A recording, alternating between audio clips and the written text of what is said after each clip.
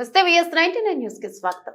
Uppal police station పరిధి రామంతాపూర్లోని లక్ష్మీ శ్రీకాంత్ నగర్ కాలనీలో గంజాయి బ్యాచ్ హల్చల్. నిన్న రాత్రి ఓ కుటుంబాన్ని బెదిరిస్తూ ఆ కుటుంబంలోని భరత్ అనే 30 ఏళ్ల యువకుడిపై విచక్షణ రహితంగా దాడి చేసిన గంజాయి బ్యాచ్. పోలీసుల అదుపులో అజయ్ అనే వ్యక్తి, మరో వ్యక్తి ఇబ్రహీం పరారీలో ఉన్నట్లు సమాచారం.